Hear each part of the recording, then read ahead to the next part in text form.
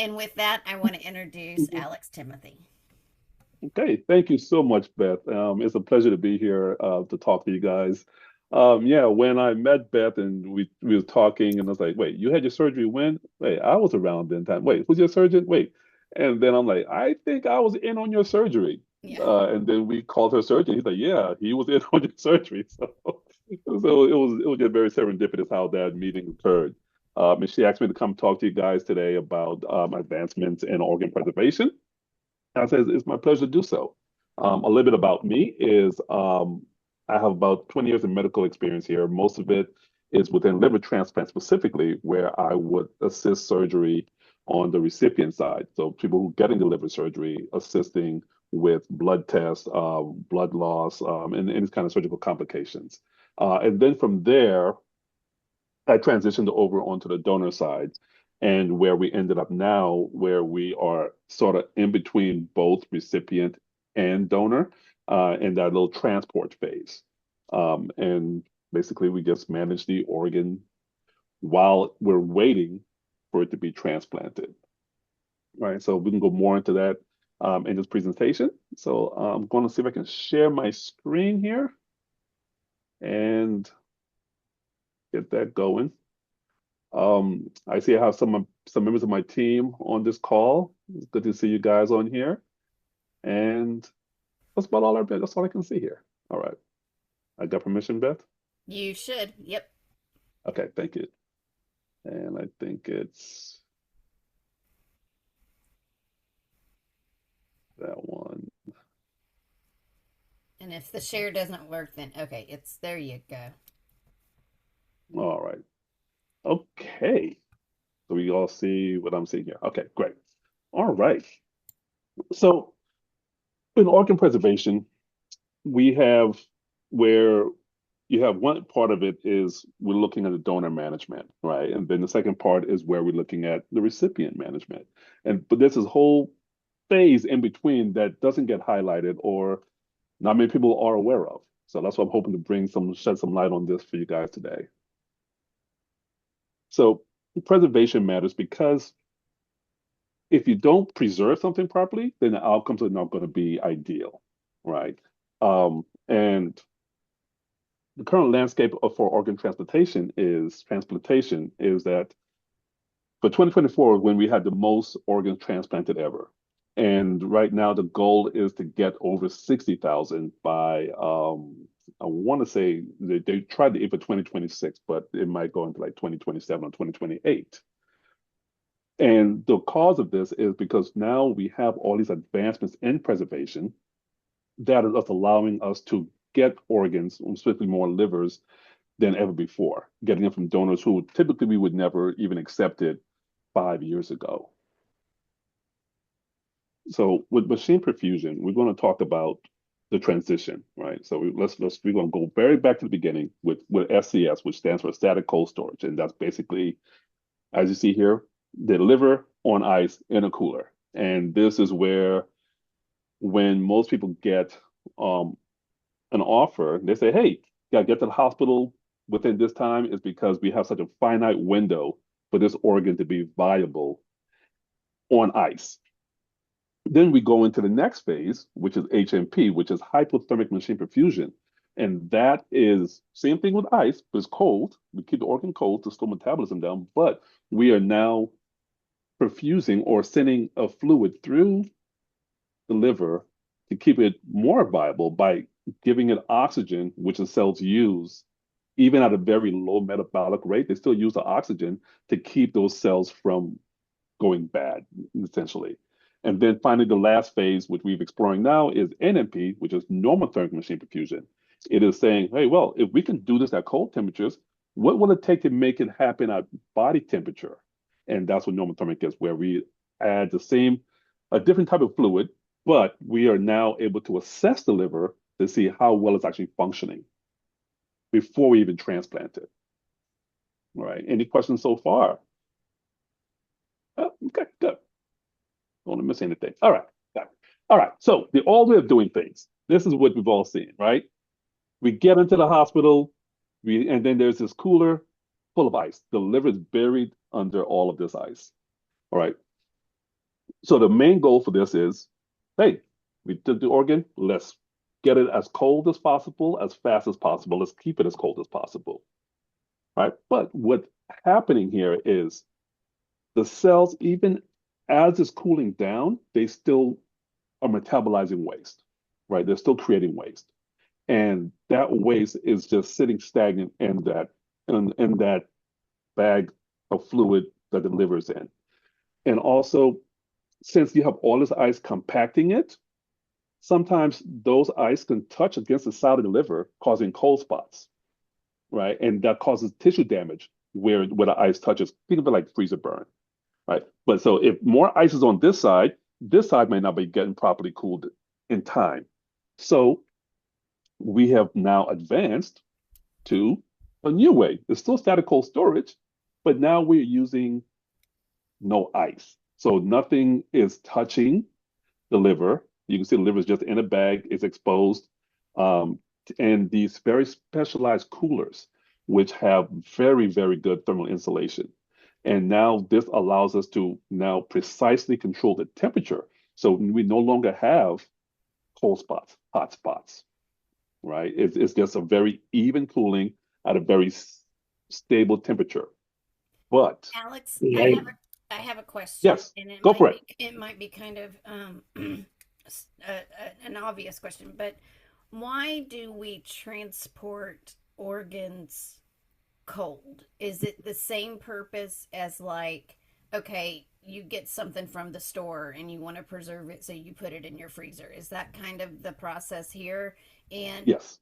and how cold does it have to get for the livers to stop producing that waste? Okay. Well, you can't stop producing it because Okay. the only way to get it to stop is completely freeze it. And you don't want to completely freeze the organ because then you risk damaging it when you try to warm it up because everything is way too cold. Okay. So what we do here is we try to keep it anywhere between 4 to 8 degrees Celsius, which translates to something like 10 degrees Fahrenheit or something like that. I can't remember offhand the conversion to Fahrenheit. Mm-hmm. Um, but it's pretty cool. It's close to freezing, but it's not at freezing. Some organs do better at slightly warmer temperatures, and there are some that do better colder temperatures. I have a slide later on that it shows that we are exploring options to where we could freeze organs and store them for a lot longer because even in our current technology, anything where we are not actively perfusing anything, we can't keep organs viable for days. We're going to keep it viable for hours.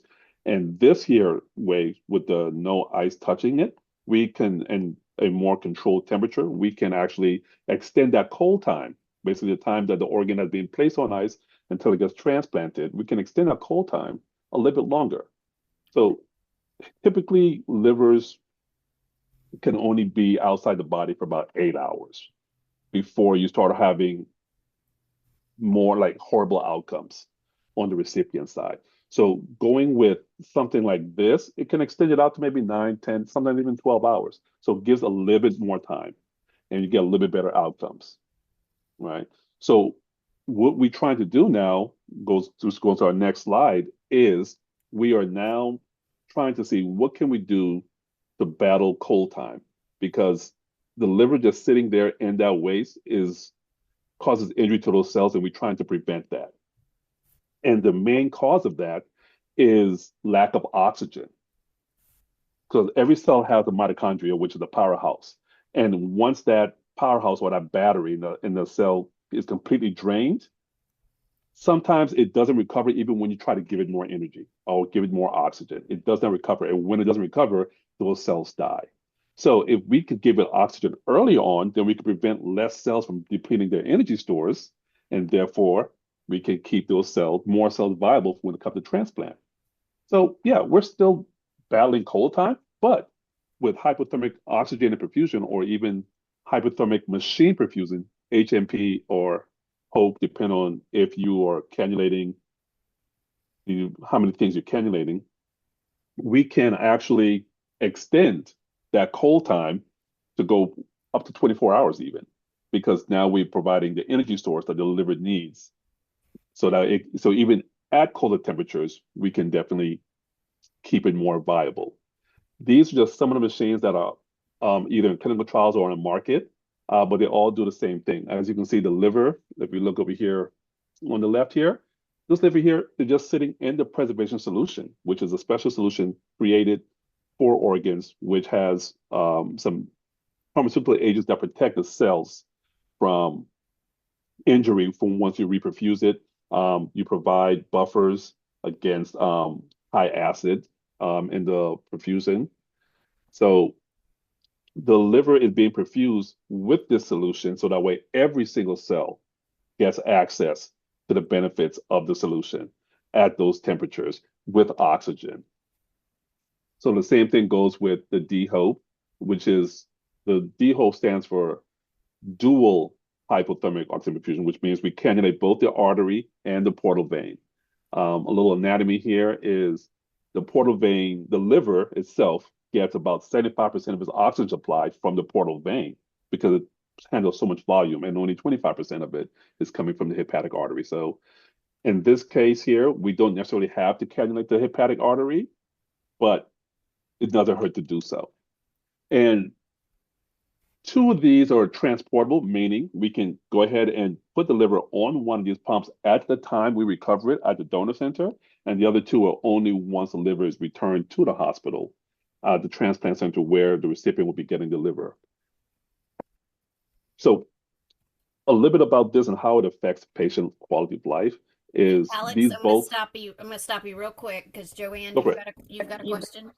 Oh, Yeah. thank you. Hey, Alex, thanks for this. I love the pictures too. I'm a science geek, so I love them.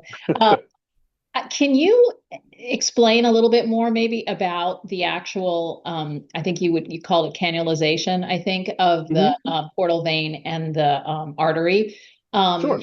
I would have, like, I imagine that those are pretty fragile tissue. And so Hmm. just curious how much of the technique and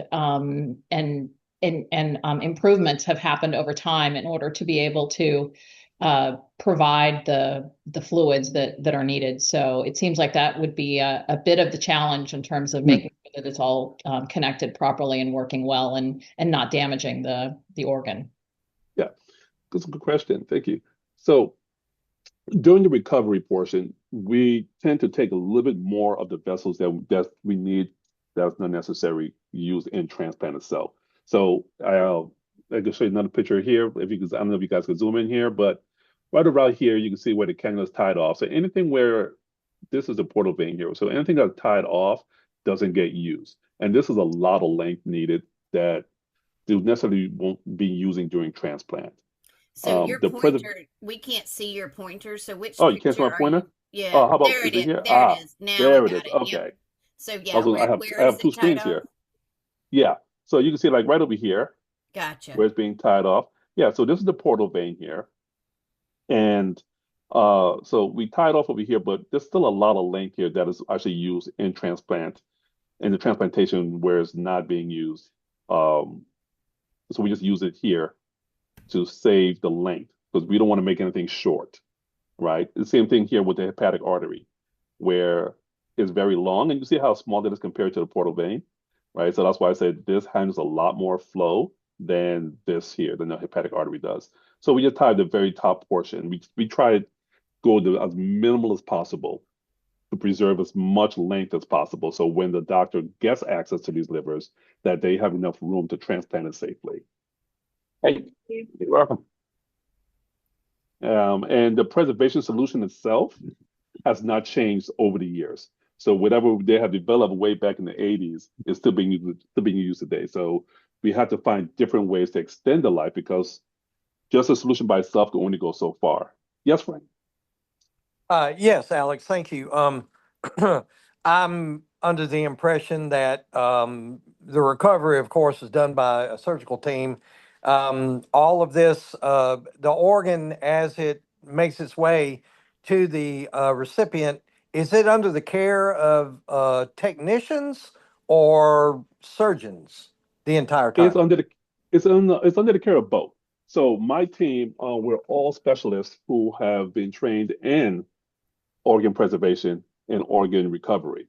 So we will work alongside with the surgeon. So once we work with the surgeon, we recover the organ, then they give it to our care, and then we manage it until they can transplant in the morning. So the surgeon gets rest while so they can do the transplant in the mornings. Now they can actually schedule it out instead of having to rush and do it in the middle of the night. So no one's rushing to get to the hospital anymore, and this gives them more time to actually evaluate the liver. Thank you. No problem. Yes, Nancy. How you doing? I wanted to comment on what Frank just asked. Mhm. While we were at the UNOS conference, we were able to see these boxes that they transport organs in, and they have different ones for different different organs, different boxes for different organs. Mhm. But they have a probe in them, and they're able to control monitor the temperature. They transport them in these boxes, and they can monitor the temperature while they're being transported via an Mhm. app. So there are Mhm. a lot of different people caring for these organs besides just the technicians and the doctors. Just on the way, the temperature's being monitored. Mhm. And they pack them just right so they'll stay the proper temperature, but they do it with a probe being an app, and there's a little thermometer on the outside of the box, and it's pretty interesting. That's all though. Mm-hmm. I just Yeah. wanted to add to that. In fact, I have So, one of so Alex, the probes right over here that we use. so Alex, you're not only trained in A&P, you're trained in heating and air. You know what? That's so funny because to do this, you have to learn so many different specialties. So like thermodynamics, I never thought I'm like, oh, I'm gonna get into thermodynamics, but it's something I had to get into to understand the thermal curves and to understand the effect that cold temperatures have on organs and cellular damage. It's like there's a lot you gotta embrace and you gotta research on. Great. So the hypothermic side of it is kind of like the cold storage with the advanced cold storage, where we have an even temperature. At least with this way, while it's on these pumps, we could control the temperature, get very, very, very consistent temperature, either between 4 to 12 degrees, depending on the machine, 12 degrees Celsius. And by keeping it at that constant temperature, we know that that liver is actually almost completely dormant. And the cells that Hey, are not all right, how y'all doing? dormant, Huh?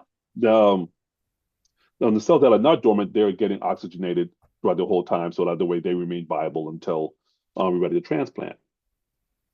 But secondly, is by providing the oxygen, we are reducing injury that the liver is sustaining during that cold time, right? So kind of like how when we like you guys mentioned, putting stuff in the freezer and in the fridge, yeah, it's still some damage occurring. But at least this way we reduce that because we are now allowing that liver to get all the benefits of the preservation solution throughout every single cell because it's being perfused through the arteries. All right. And then the So fail you safe here is mentioned, I'm going to jump in real quick, but Mhm. you mentioned earlier, that that damage could also be like freezer burn. So, yes. when you get that, I'm going to compare it to like a steak in the freezer or something. It'll taste off or something like Yeah. that. So when that happens to a liver, is that liver still viable, or will some of its functions be kind of off? Yeah. So that's a good question also because what happens during that freezer burn is sometimes you get necrotic cells. So those little portions might die off. And what that translates to is the organ may take a longer time to actually start working properly in the recipient, right? So by reducing the amount of injury it has, by controlling the temperature, you actually can get patients out of the hospital sooner because the organs are not completely frozen. They're not completely all the way cold that they need to be before. So they actually start to work a lot sooner and with more viable cells. Gotcha. Okay. Okay. But if that happens to an extent, like to the nth degree, could Mhm. could inaccurate transporting processes lead to the loss of the organ? Yes. Okay. Yeah. And accurately preserving these organs, it will lead to damage, to where it's not even safe to use. Okay. With the hypothermic one, the damage is less likely because if let's say the pump were to fail, right, and it's not sending the fluid through the liver anymore, well, it's still in a cold environment as if it was on ice to begin with, right? So there's still a fail safe there. Now we're going to jump into the more recent developments, which is normothermic machine perfusion. So this is where we take it to the next step. Be like, okay, we have a liver, we can put it in, we have it in ice. Okay, now we can take the liver, we can put fluid through it while it's still cold. But we cannot test the function of that liver. It's still a lot of guesswork for the surgeon to say, hey, is this liver going to work right for my patient? Is this the right liver for this patient? So I don't know how many people have had a liver transplant here. I know Nancy, Beth, you guys have. Um, but when you get that call, there's also sometimes you may get a call where you're a backup to something, right? To another offer. Because they may realize, oh, this is not the right one for the patient, so we have another person who's better for. So NMP or normothermic machine perfusion is where we mimic the body. We take the liver, we send oxygen, we send blood. The blood is actually a good carrier of oxygen, and we give it nutrients as if it's in a body. And then we test the function of this liver well before the recipient even gets to the hospital. So it's going to be yes, we want to give it to patient A, but let's test it out and see how well it's functioning. And then, oh, everything looks great. Now let's call the patient A in. Hey, come on in at this time to get this liver. Or if patient A is no longer a suitable recipient for it, then they could call another patient. But they have that, this allows them that time to bench test the liver and see how it's functioning before it even goes into someone, which is remarkable. So I had this question that I was waiting towards the end, but it kind of fits in now. So when you are Mhm. monitoring and testing these organs, to put it in kind of some terminology that patients would understand, are you monitoring, not only that it works, but the AST, ALT, bilirubin? Are you doing the blood test that, we all have to get so much Yes, on the yes, end of a transplant? yes. Okay. So this is one of the screens that we look at where we are looking at how well the blood is flowing through that liver. We're looking how well it's consuming glucose. We're looking at what is the pH of the liver, because the liver's job is to actually consume lactate and also to manage its own pH. So we're looking here. Hey, is it managing the pH properly? Is it consuming glucose? Is the lactate at the right levels? Right? Is it staying pretty low? Is the liver doing its job? And also, when we get the biles, we actually could test the quality of the bile, because yeah, the liver may put out bile, but it may not be good. So that means that those particular cells may not be working yet. And we also do the ALTs, we do the ASTs, right? We check for ongoing liver damage while it's on the pump. And a lot of times there is no ongoing damage because most of the damage has already occurred once we put it on pump. Once those cells get oxygenated, there's something that occurs called reperfusion injury. Basically, that just says that it's kind of like my wife's on bad with analogies. So it's kind of like a house guest, right? A bad house guest who doesn't want to leave. So when you put the liver on ice, the waste comes up. The waste is the bad house guest. So now when you give the cell oxygen, it's like, great, I want you guys gone, but they're not going to leave without throwing a tantrum. So those metabolic waste tends to injure the cell membrane. And that's what normally happens when it's in the recipient, because it goes straight from ice into a person, and that metabolic waste and that injury attacks the liver pretty harshly. All of But a sudden, I going got this vision of like angry squirrels attacking the liver. It's like when you said unwanted house guest, I'm like, oh, they won't leave, and they it will was not leave. just, yeah.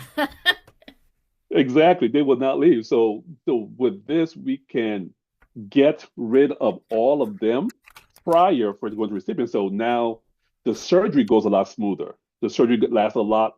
It takes less time because we're no longer having to wait until that injury phase passes, right? So you have better recoveries, you have better surgeries, and then a lot of times the length of stay at the hospital is actually a lot shorter sometimes because we are getting people transplanted a lot sooner and not have to be on the waiting list for so long. So they are sick, but they're not as sick as if someone if who had a very, very high MEL score, right? So because we can get the organs a lot sooner and test them out prior. Any questions there before I get onto my, I think I got just like 3 more slides left.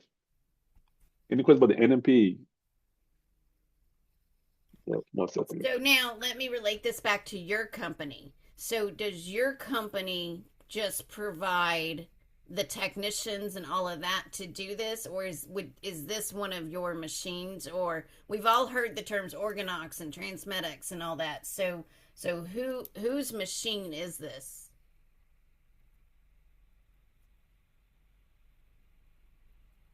Hey Alex, for some reason we can't hear you. No. Can everybody else? Can anybody else hear him? No. No. Okay. No.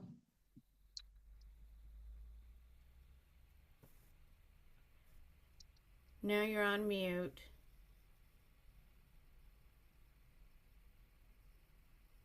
I have a question, but I can't raise my hand, but whenever he comes back. Okay, cool. Thank you. Mhm.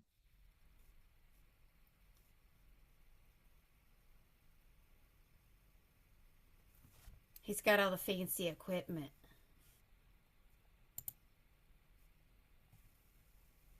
I got way too many fancy equipment. Can you hear me? There you go. Yes. And Okay. before I you get my get started, backup microphone here. oh, okay. Before you get started, Marcy, you had a question. Yes. First off, thank you so much, Alex. I so appreciate you being here. Um, I find this whole process fascinating, especially since I received the gift of a liver. And my That's MEL awesome. was really low, which is pretty amazing. It was 16. Oh, wow. Okay. Um, yeah, yeah. So, um, a couple questions on the testing when the liver is in that perfusion state. Hmm. I know it was at the hospital, like I arrived about like 1:30 and I went into surgery at, like in the evening, like 8 or 9 or something. Yeah. And I Wow. know that they were running it through and doing testing on the liver um, to make sure it was viable, it was a good match and everything. What other like tests do they do? Because I've heard about like um, HIV, Hep B, Hep C, like they can, there's some things that they can resolve. Hmm. So that's a good question. And thank you. Thanks for the question there. And I enjoyed your story. Um, the HIV, any infectious disease is already being pre-screened with the donor. So all of that is already done well before anyone ever takes a look at the organ or even goes to see a donor to get the organ.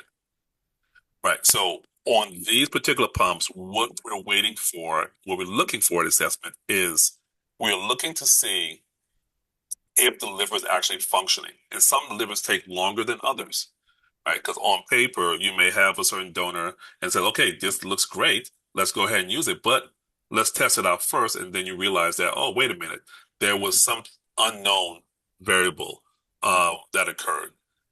So let's say that the liver did not output bile for the first 3 hours while it's on perfusion, where we want to see it within the first hour, right? So we wait to see how well the liver recovers from being on cold ice. That answer that question, sort of? Yeah, yeah, thank you. Yeah. Because like what I got is like for like Hep C and stuff, they said they tested like I thought it was Hep C that they can once the liver's on the Mhm. machine, they can run it through and clean it so that the or treat it for Hep C. I Well, thought I not really. Not really. okay. I've never had to experience that. I know that they treat the recipient for Hep C if they get like a Hep C liver or a Hep C organ. But to treat the organ on it, that could be some new clinical trial that they're trying out to see if they could cure the liver itself of Hep C prior to transplanting. So that could be something they'd be exploring. I'm not sure. Okay, that's And probably my misunderstanding. Sorry, go ahead. no, it's okay because I mean, you could. I mean, it sounds like doable, but I have not been part of that process yet, so I can't speak on that. If you start doing that, we can get royalties. Yeah, yes, Joanne, go ahead. Another quick question. So my left hepatic artery was replaced, and I don't know, I was curious, like how common is that, and what other parts other than the liver tend to get replaced? Okay, so replace left and right arteries happen about 10% of liver transplants, and that just means that. Let me go back a picture here. Well, hopefully I can see if I can draw it here. So on this picture here, this right here is your hepatic artery. Okay, it goes basically in the center of the liver. Sometimes, like one of these lobes may have another branch that comes off into the artery, and that's what they mean by replace left, replace right. Whereas you have a small branch that goes and feeds the artery, feeds a certain portion of the liver itself.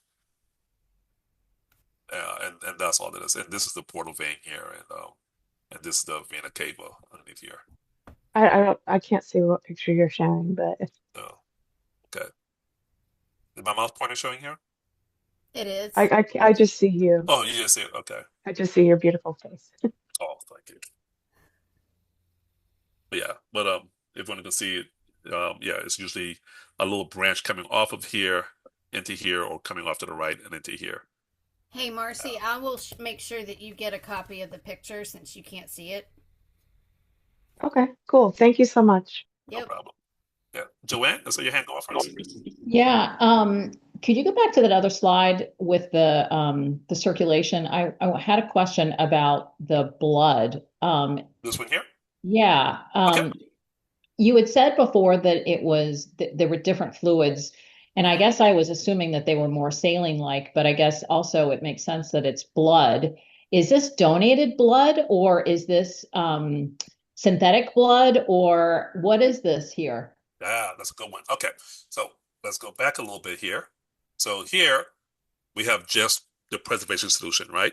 Which is not saline, but a very formulated solution for cold preservation. Here we try to mimic human blood composition as closely as possible. So we don't use synthetic blood yet. Sometimes, depending on the machine, if it's like a transmedics device, they tend to use blood from the donor to prime the machine with to get things going before you put the liver on. With this one here, this is blank we get from the blood bank. We combine that with albumin. We combine that with antibiotics. We combine it with like a vasodilator, something to kind of help the artery stretch out.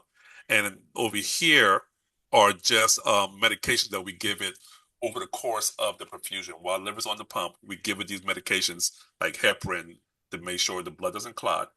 We give it bile salts, which kind of help the liver produce the bile, so they need that to help make bile. We also give more antibiotics, and then we also give it a nutritional supplement, so that way, as it consumes glucose, we give it the amino acids the liver needs to function properly. Thank you. Great. No problem. And this here is the oxygenator. This right here is what gives the liver the oxygen it needs. So I don't have the full picture here, but basically the blood comes in from the blood. This oxygenator here, I keep on the wrong screen. So basically the blood comes in from the liver from down here. It goes into the oxygenator. This gives it oxygen, and then it goes into this reservoir. And then from this reservoir, it flows back into the liver through right here, which is the portal vein, and this one that's kind of like a squiggly line here, that goes into the hepatic artery. And I'm gonna go back one So photo. Alex, with this picture right here, where is the liver? The liver to the right of it in a bowl. Okay. Yeah, it's sitting in this bowl over here to the right. Okay, so that's just a Okay. reservoir. Yeah, that's just where they are. And you can You see the you you difference here trick is, us. You trick us having it shaped like a liver. hey, it's not me. That's how they designed it. I thought it was pretty neat that they shape it like that. Yeah, it is Um, pretty cool. and over here, one of the cool things if you notice here is like this blood here is like a bright red compared to this blood down here, which is a little darker, Mhm. because this here shows that the liver is actually consuming oxygen. This bright red blood is oxygenated blood going into the liver. And then the liver consumes the oxygen and is pushing out the oxygenated blood. And that's what we're seeing here. Okay. Yeah. That's Nicole. Yeah, so how I think I found out my liver was on perfusion for I think 21 hours and like 56 minutes or something. Wow. That's impressive. Um I was probably I had hours left. How long can they I mean, I'm just glad these exist because it was just a great way to make sure that everything was working for me Yeah. and while I'm on life support and things. But what's the max time they can be on these? So I can only speak about what the FDA cleared for some of these devices. Some of these have been cleared for 12 hours.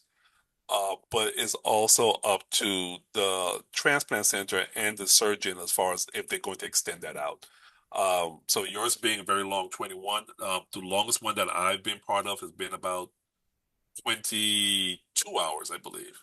So, and they are studies where people have extended out past 36 hours at times. Okay. Okay. Yeah. Because I have heard different numbers and I was like, it seems like a cutoff was like at 24 to pull it off at that time. It was like they were like, all right, last minute, last second, and then Yeah. leave it on there till the last second. So I wasn't sure. Yeah. Yeah. So, like I say, but after they cleared all these devices for up to 12 hours, some go up to 24 hours. Um, but it's up to the surgeon if they want to continue on or not, which is perfectly safe. Yeah. Yes, Frank. Yes, I've got maybe a three-part question. Okay. It seems like we're moving more toward, or the industry is moving more toward what I'm going to call warm storage. Um, so maybe what percentage, and then is it per transplant center? Some do cold, some do warm, some do either. How is that delegated, so to Ah, speak? that's a good one. So it's all of the above, right? So it's about the organ that you get. When I say get, I'm talking about the offer that the hospital gets. And the quality of the organ that they receive, the quality of the liver, and that liver determines whether they either want to either transplant it right away from the ice. Like for example, if it's coming from a nearby donor, let's say less than an hour away, there's no need to place it on an expensive device because you can transplant it right away, and you don't get that damage from cold ischemia. Or if it's coming from further away, because we're here in Georgia, if it's coming, let's say from the Midwest or even from the West Coast, you may want to put it on one of those devices that travel so that it gets here so you have more time because it's going to take about 4 to 5 hours to get to you. Right. And then you have your livers where you say, whoa, I would never put that on anyone, but let's give it a test run. Let's put it on these warmer pumps, these normothermic pumps, to test the function of it prior to that. And also, if you have a patient who is further away from the hospital and they cannot get to the hospital within the magic time frame, this buys them more time. Like with Nicole, we said, hey, 21 hours. That's a very long time to give someone to get to the hospital if they were traveling to the hospital to get an organ. So it all depends on the transplant center, depends on the recipient, depends on the organ, and depends on how big the hospital is and if they can actually afford these devices because these are not cheap, you know. So Right. so Thank you. so it's basically all of the above. No one of these replaces another technology or another process. You can just use it in conjunction with. Oh, yeah, I forgot to mention that because I was top of the list, so it probably could have came from anywhere. Yes. Okay, so that's another reason why they can last up to 24 hours, I guess, is because they sometimes have to. Yeah, Okay, yeah. exactly. Exactly. Nancy, I'm gonna get to you in 1 second. Also, there are times where you may have a person, you have a liver, okay, hey, we're going to start the surgery at 8 o'clock, but there may be something going with the recipient where like, oh, we might need some more time. This buys them more time. So you're not fighting against a clock that we got to get it in the body right now because it's going to expire. The 8 hour window is going to be up. This gives them way more time to safely remove the old liver, deal with any complications there before you go on to putting the new organ in someone. Yes, Nancy. When did they start using perfusion? What year? About. Perfusion has been used for a while. It's just now it has gotten to the point where they can make it more portable, right? So Mhm. the perfusion have been explored as early as the 70s. First started with kidneys, and then once they say, "Oh wow, this actually works for kidneys," then they start exploring the other organs like livers. And it's just now that it's gotten mainstream, probably within the last 10 years. It's become more widespread, and in the last 5 years is when they became commercialized. I am pretty sure that it was used for fine. Yeah. Uh, you mentioned being a backup earlier. I was a backup. Okay. And they gave me 5 hours to get there, and I waited 24 hours at the hospital before the primary decided they didn't want it. Mm-hmm. And to answer something Marcy said, she talked about testing for diseases and things. They do test them, and all the hepatitis they treat after transplant. And I had a high risk donor, so they tested me the for the whole year. My first year of transplant, I was tested every 3 months because of my donor being high risk, which I passed with flying colors because I'm still here. Awesome. That's So awesome. Alex, so to take this back to something we may understand. So I got my transplant 5 years ago, April. Mm-hmm. So what would have been the process used at that point in time? Would it have just been the first liver we saw that's in the bowl kind of a thing? Because I know that none of the machines were used back then, right? There was Yeah, not no, Organox or Transmana, all of that. no. Yeah, all of So, those were still being a clinical trial back then. So yours would probably just came on ice, packed under ice. okay, okay. Yeah, more So than you likely. guys would put it on but would you have put it on perfusion? Yeah, Okay, okay. yeah, So, yeah. so that's I was that part was transplanted. very, because I think to what Nancy just said, I think as a patient, we are thinking of perfusion as these machines, Hmm. not the perfusion that was done like in my surgery, Right, two five different years ago. things. So we're Yeah, we're only thinking of it as machines, but to know that actual perfusion has been done for a lot longer than that, I think clears up some misconceptions okay. on the patient's part. Yeah. Yeah, yeah. So all of these technologies now have really changed the transplant landscape.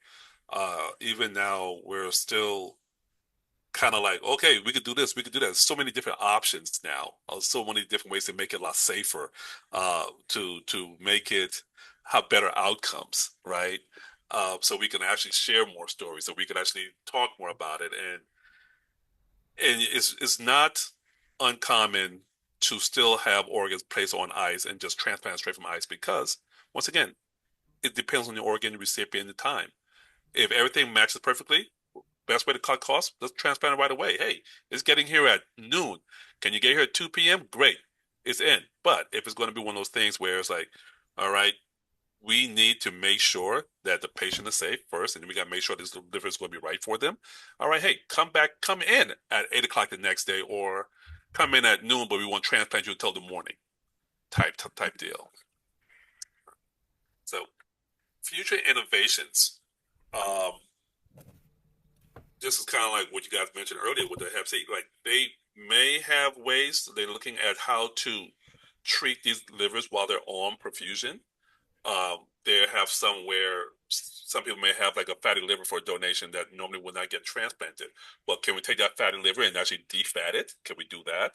Could we give it some sort of RNA repair to repair the damaged cells early before it's transplanted? Those are things they're looking at. They're also finding ways to get the temperature a lot colder. Say, how can we get it as cold as possible? Can we freeze it and still, without damaging those cells, and rewarm it to transplant it? And with supercooling will come organ banking, where we can actually do the donor, take our biopsies, take our cell samples, and then freeze it and leave it in cryopreservation for days, weeks, until someone suitable for the liver is on the list, and they can transplant that. Um, and then we have, like I say, with bioprinting, or even xenotransplants, getting organs from animals. There's also getting livers by taking viable cells, culture growing those in mass quantities, and then having a liver mesh, like a shell of just the proteins that assemble the shape of a liver, adding those lab grown cells onto liver and let it basically populate into a full grown liver, and then transplanting that. So there's a lot of things in the pipeline that that they're looking to do, and Fusion has actually helped with a lot of those studies, because now they can test the liver function without risking human lives. You just had a perfect segue into one of my questions, and Uh-huh. that is is perfusion in this technology something that could eventually make centers stand out versus other centers? So, for Oh, example, yes. could it become a standard where these livers must be on these machines to test them before it's transplanted into a patient? And let's say if there's a smaller transplant center that doesn't have the budget or things like that to get this machine, their programs could be severely impacted. Is that something you see that could happen? Yes, I have, and I've seen there are centers that's already adopting that, where their surgeons say we will not transplant any organ that has not been perfused, Gotcha. because we have seen how well our patients do, And right? is that mainly your larger, more advanced programs? Yeah, Okay. yeah, yeah, yeah. But that doesn't say that the smaller programs can't do it as well, because a lot of them could still do it depending on where they get the organs from, because there are some OPOs, the organ procurement organizations, the ones that provide the organs.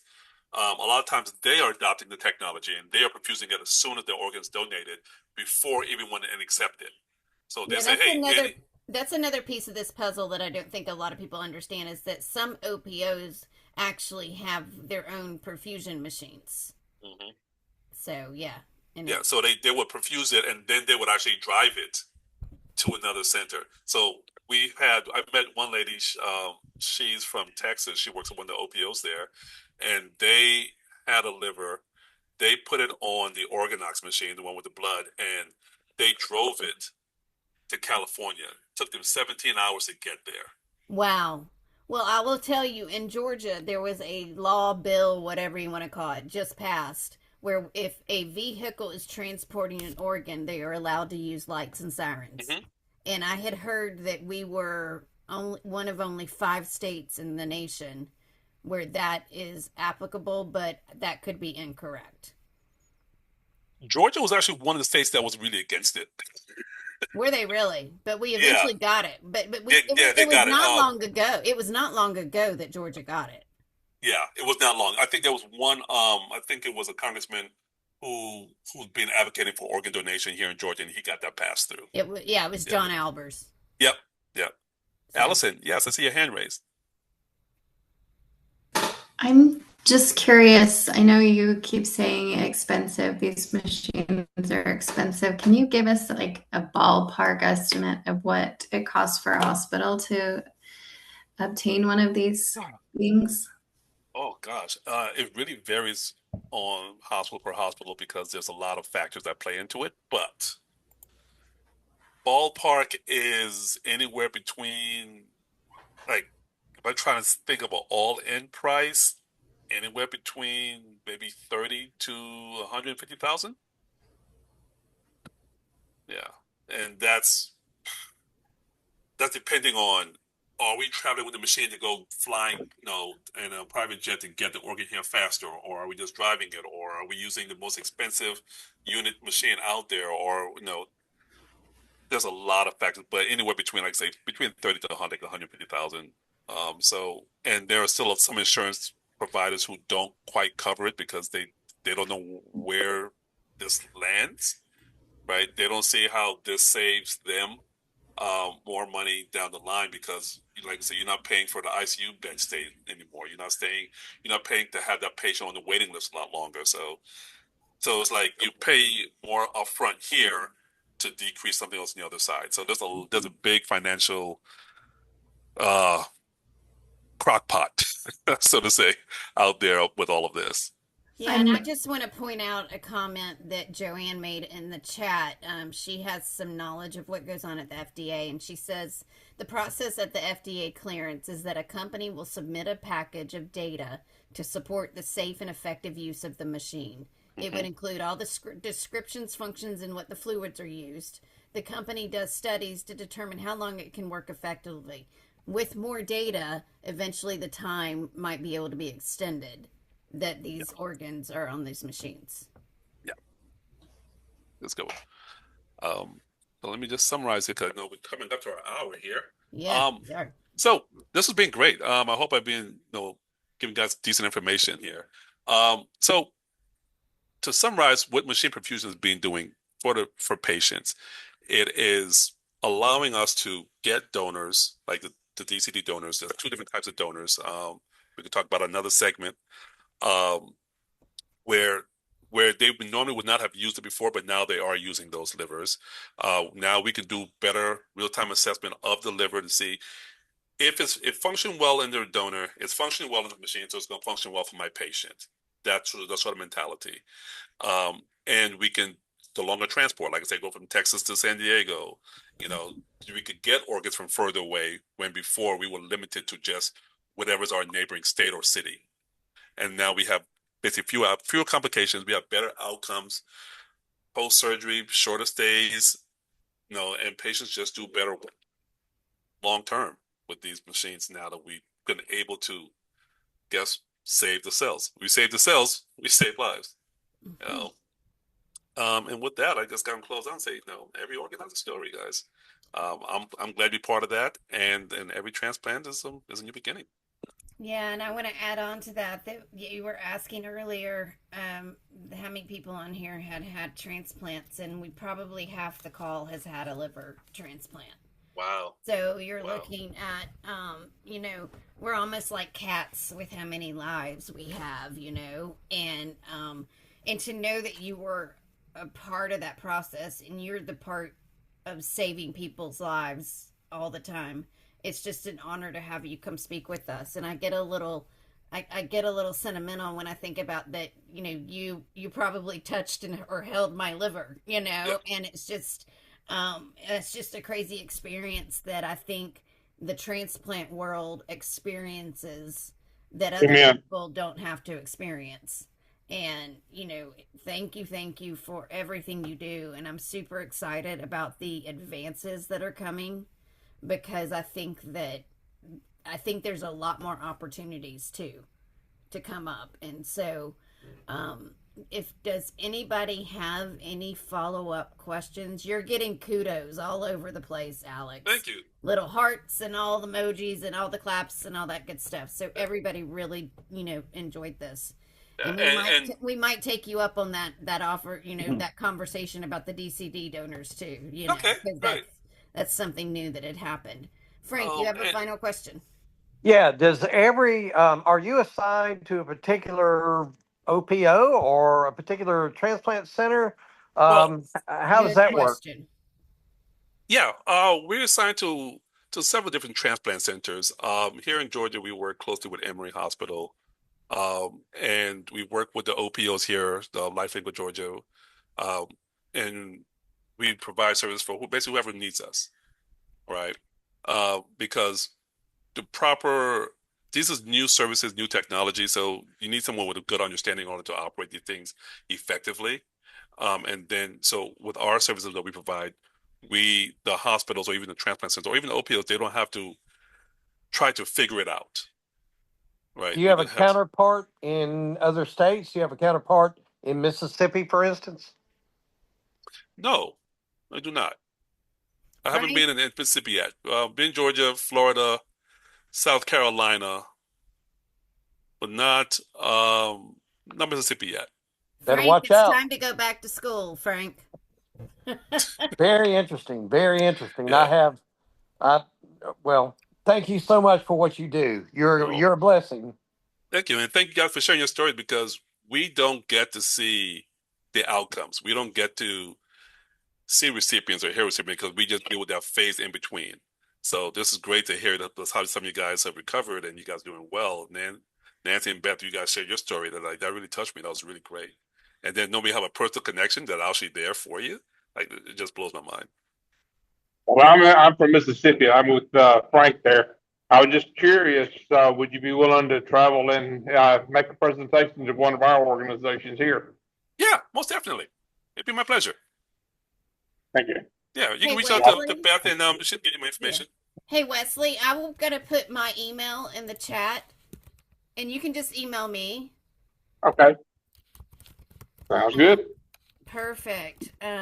So I had a follow-up. I can't remember. But, you know, Alex, the other part is that we do some of these couch chats all the time where we have recipients telling their stories. And we would love to have you come and maybe hear some more of the stories and things like that because it might, you know, I know for me, sometimes it can get, sometimes doing everything that I do and all that, I forget that I'm a recipient and I have a crazy story. So when I hear other people speak, it really does reinvigorate me and it gets exciting. And everybody, I'm going to post this on the website. And with that, I'm going to direct you to a video that is on Alex's website. It's actually a video that was done with my surgeon. And my surgeon talks about how a transplant center relies on what Alex does and how they work in partnership with each other. It's a very short 2-minute video, but it might give you a little idea about how the surgical staff view Alex and his team and how they really do help them out. I mean, there's a lot that goes on behind the scenes that I can't get into like in one presentation. There's so much wheels, so many gears that make this stuff happen. So hopefully I was able to shed some light on this small portion. Because if you guys have any questions, feel free to reach out. Absolutely. And you know, put my email just in the chat. If there's another you know, topic that has come out of this for you guys that you want to learn more about, let me know and we can either have Alex or I keep seeing Timothy on the screen, so it's like, wait a minute, no, it's Alex. But we could have him come back on and talk about a different part of the process, or we could get somebody else and all that.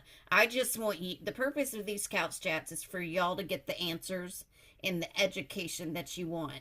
Because if you look on Facebook or Instagram or wherever, there's a lot of misinformation out there. So we want to make sure that you're getting the correct information from the correct resources.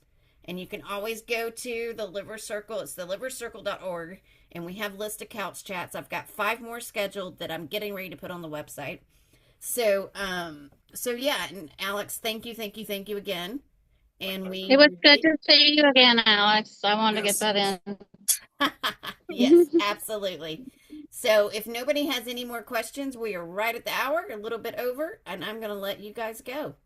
So y'all have a fantastic day. And again, thanks, Alex. We appreciate it. No problem. Thank you.